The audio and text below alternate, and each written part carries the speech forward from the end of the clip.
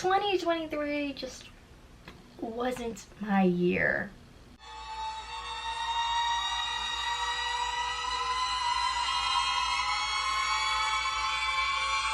Now that it's February, I'm definitely going to put a lot of focus on making my space feel cozy and at home without buying a lot of things. That's the goal. That's what I'm doing, period. If you're watching this and you are like me and have a never-ending to-do list of things you need to be doing, which if you're a human, you probably have that to-do list. You know what I'm talking about. I've decided this year I'm gonna focus on one task a week because juggling laundry, feeding myself, mental health, emotional health, physical health, bills, it's just a lot to handle, you know what I mean? So instead of trying to tackle everything in one day, which that was the plan for this video at the beginning of me journaling, I'm like, I'm gonna change my vision board, I'm gonna change my reading nook, I was gonna create a mural for my mirror closet because I hate when I film that this is what happens. So if you're like me, instead, let's just write a little to-do list with 4 things that we would like to accomplish this month, and every week pick a day and do it. And today it's bookshelf day, baby. This past year, I've had this crazy thought that I just hated my space. I needed to fix it. I wanted to buy fancy new bookshelves, and I thought that would solve all my problems. I just needed new things. I needed a new environment, a new apartment, if anything. And I've come to realize that it was just because I didn't want to face the reality of I was just struggling. I wasn't enjoying my day-to-day. I wasn't actively creating joy in my life, and every time I looked around, I would just see piles and piles of messes that I would avoid because it made me anxious or nervous. And instead of tackling those feelings and trying to make my space my own, I just thought, I need a new bookshelf. That'll fix it. So I'm really happy I finally took the time to organize my bookshelf because it made me realize I don't need new shelves. Also, if I bought new shelves, I would have to get rid of these ones and one that's not environmentally sound because I don't know who'd want these, and it would just be a waste of good bookshelves.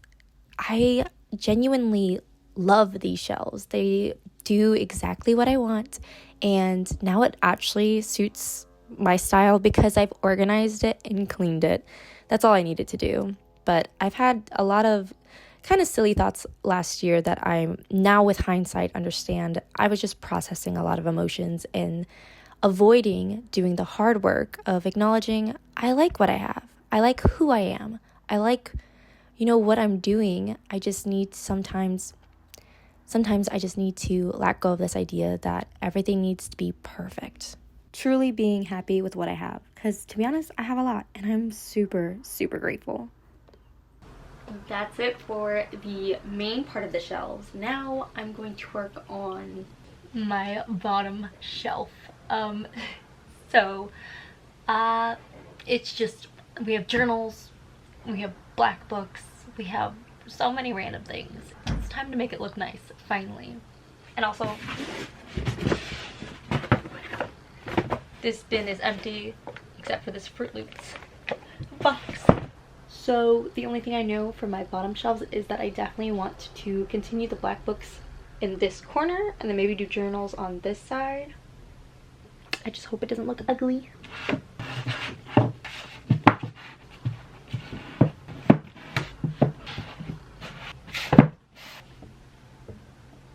That's not bad. I like that. That's pretty good. Now I have to fix whatever's going on over here. I have so many random journals, which I do love. They all serve a purpose. I have my journal that I do my morning pages in, so I do a lot of like emotional growth and reflection. This one I tend to put all the scripts that I have to learn since it's really big. This was my first acting journal. I put tons of lessons in here that I learned from acting classes. This one also has a lot of script analysis, and looky here, we got a cute headshot. Book me, baby. If you by some chance did not know, I am an actor first and foremost. Woohoo! I have a bunch of random cards. One from my best friend's wedding. We sat at table 4 and I totally stole the table thing. But these are memorabilia that I have to keep. I got this fun journal that's supposed to help you plan better. It's called The Artist of Life. It's by a YouTuber, and it's actually very helpful. My family has started doing this really cute thing where we make photo albums, so that's photo albums. And then I have a sketchbook and my new acting journal, which I think is much cuter. I've only done the first few pages, like literally not that much. So those are all the journals that I like to have access to. I can move all of this random paperwork here. I also kept the box that the Artist of Life journal came in because I think it's cute. At some point I'll use it. I don't know what to do. Maybe I should keep the journals in this basket instead. Would that be cuter? Now what else do I do with the empty space? Okay, I finished the bottom shelf, but I don't know if I like it. I'll give you an overview of everything. Here are the final shelves. I'm so excited. They look beautiful. I definitely played around a lot more. Still don't know if I like this bottom shelf, to be honest. It's not giving, but I'll figure it out later, because right now this is what I can do, and we're focused on small wins. So whatever I can get done tonight, which is now, is nighttime, it's bedtime. So let's do a cute little overview. I kind of simplified the things that were decorating the shelves and put a lot of my snow globes on the top. Didn't change the top too much. I do want to redecorate that eventually. There are the white books, and then pink and red, and then orange, which I did something exciting, which is a theme on the shelves. I put the spine outwards because it's a fun sprayed edge, so even though that technically should be in the black section, I love how it pops here. It's so beautiful. And obviously it's Fourth Wing, if you don't know, these beautiful sprayed edges. It's Fourth Wing by Rebecca Yarros, the first book. I just think it like makes the shelf look really cool. And then I have this one, and I have books facing out for display. Same with here. Good tip is to hide some books that are not as pleasing on the eye behind a stunning book. So yeah, we have our blues, the dark blues. I'm very excited about this little section because it's giving mermaid vibes. Love it. Next, ignore my tea, my bad. I was sipping on it. I have light blues, again, having a pretty book that I love, piecing me together a little favorite, hiding some uglier books. Then we go into the browns and purples. Oh, this is stunning. I have a sprayed edge facing out. Again, maybe should be in the red section, but it just adds such a pop of color in the purple. It's so pretty. It's assistant to the villain. I just think it's a vibe. Let me know if you like it down below. Then we have black books, some stacks, some series, some jars with bookmarks, and the last bit of my black books, and a Canon camera. And then this shelf is just miscellaneous journals. I'll fix that eventually. But yeah, I'm in love. Honestly, I think my favorite shelf now is the purple, which is unheard of. I'm normally very much a yellow girl, but this is giving. Oh, I forgot to mention, because it's green and it's in the green section, I have this green sprayed edge book. That's Fangirl by Rainbow Rowell, but it's like a fun signed copy. Also very cute. And it blends in with this section, but again, a fun little twist. Now I definitely want to buy more sprayed edges and things and pretty books, but I shouldn't. And I won't, because my bank account doesn't have the money. Oh, I forgot to mention a little tip. If you are prioritizing saving more this year like me and not buying as much, every time you unfortunately step into a bookstore, fortunately, unfortunately, depending on how you look at it, think, is this purchase worth pushing back my goals? I have a new goal that I want to pay off my credit card in 3 years. I can do it. But for every purchase I make that is not a necessity, is that purchase worth pushing my goals? That's the question I ask myself now. And I feel like most of the time, it's gonna be a no. But I'll keep you posted. Maybe sometimes it's a yes. We'll see together. Okay, let's unhaul some books. And I'm not gonna go over every single book that I'm unhauling just because I feel like I've done lots of videos like that. Basically, if you don't know and you haven't seen any of my content, I'm trying to keep books that I absolutely love, that are 4-star, 5 stars only, and books that I would want to reread. So if anything was a 3-star and just okay, I'd like to rehome it to someone who would really appreciate it. So I'll link down my Pango Books account, an app to buy used books, and that's only within the States, so sorry to my international peeps. But yeah, I'll be listing a lot of books for like just $2 and a lot of new books for like 10 bucks. I did do a lot of shopping, but I'll let voiceover just explain the whole thing as I meticulously post all these books.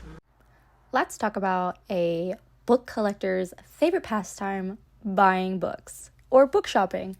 I feel like last year, as I said earlier, I was just processing a lot of, honestly, grief, being chronically ill, everything that happened with the pandemic, your career, getting into your 20s. I'm now into my late 20s and I feel like I'm behind.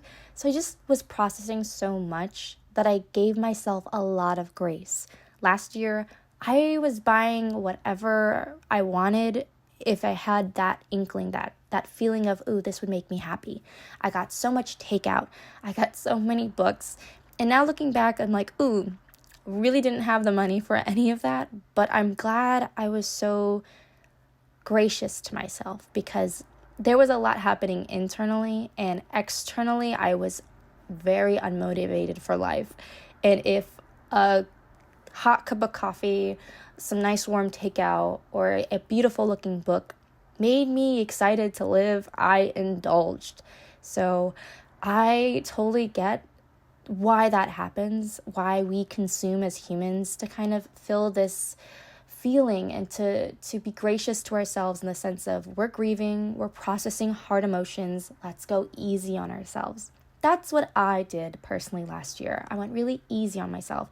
I tried to let go of all this perfection and needing to be a good diabetic and all this stuff, needing to be a good actress, needing to be a fun 20-year-old who's going on fun dates and living her life to the fullest. Though I want to be a successful actress, and though I want to have a romantic life, I think those things will come in time, and I shouldn't put added pressure on myself. I don't think it helps me actually achieve any of the things I want, and it doesn't excite me day to day to wake up and be like mournful that I don't have the life that I want. It's like, okay, how can I create the life that I want? Because of all of this analyzing, I've come to realize book shopping is definitely something I turn to when I'm in need of comfort. And this year, I'm truly focused on comforting myself in really, really healthy ways that I can afford, for one, but also that give me long-lasting joy. Buying a book, temporary joy for sure. I get excited, but then maybe I don't want to read it now. Maybe it's not what I actually wanted. It's temporary. I'm looking for long lasting joy. Walking, clearing my head, and processing the feelings that I want, and getting excited for life again. So I finally finished all the tasks that I wanted to do, and I just wanted to go over some reading plans for 2024. I have simplified my goals for reading.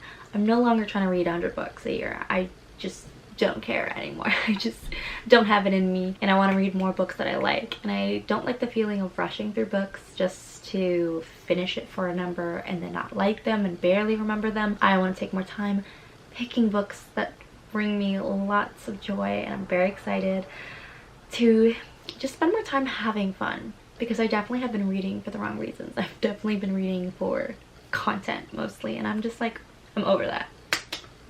So reading for fun is the main goal for 2024. Ideally, I want to read 50 books for the year. I know there's 52 weeks, but I'm gonna give myself like 2 weeks off. The pacing I'm hoping for is about a book a week, and I'm so excited. That actually translates to the same goal for auditions I want to do this year for acting projects and videos I want to upload. So I want to hit 50s. You know, I want to be doing something every week. I want to be progressing and reaching my goals as much as I can this year, and I'm very excited for it. Ooh, okay, this next one, people are definitely either gonna love or hate, but going on a book buying ban as per usual, but I'm sticking to it this year, and this is how I'm sticking to it. I'm only allowing myself to purchase 5 new books in the coming year. I won't be counting gifts because I don't have any control over if people give me gifts. Just saying it right now, I don't want any books gifted to me. I have over 100 books on my TBR. I think I have currently 112 books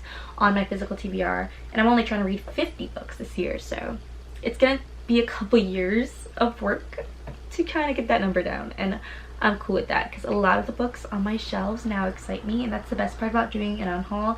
I let go of this idea that, oh, this book needs to be filmed for this video. Just those kind of ideas where it's like content first versus my enjoyment first, and your girl's trying to live for herself this year, okay? I thought it would be fun to mention the books I have planned to purchase for the 5. I only have 3 of them pre-ordered, which I know you're like, you're already into the 3rd month of the year and you only have 2 books left. Yes, and I'm sticking to it. Y'all are gonna keep me accountable, okay? First book I'm interested in getting is the 3rd installment of The Gilded Ones. So excited for it. I forget what it's called because there's The Gilded Ones, The Merciless Ones, and then the last one. It's a trilogy. So excited, and I'm gonna be reading it for Blackathon for February, Black History Month. I'm hyped. If you like feminist, fantasy, black women being badass, definitely check out this book. Basically, in each village, they test girls to see if they are cursed with gold blood, which means they have magical abilities, and are sent to the kingdom's army to fight for the country, basically becoming enslaved. But they're like gods, goddesses. It's intense, it's crazy.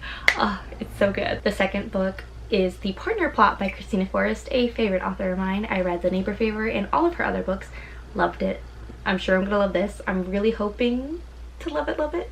I am putting a new stipulation that if I want to buy romance books, I am going to first try and get it from my library or Kindle. I tend to buy romance and then I fall out of love with them very quickly because they just don't have a lasting effect. They're just fun, you know, to read, and I have moods where I just want to read a fun book, but I don't know if I want to start collecting literally all the romance I read, if that makes sense. I rather keep them in digital form if possible. Same with my mangas. I don't want physical mangas anymore. First of all, way more fun to read on my iPad. The pages are huge and beautiful and big, and I love it. And yeah, I just literally, if I collected volumes of mangas and romance books, my library would be huge, and I don't think that's my goal. I see so many videos on YouTube of these huge massive libraries. I don't want that.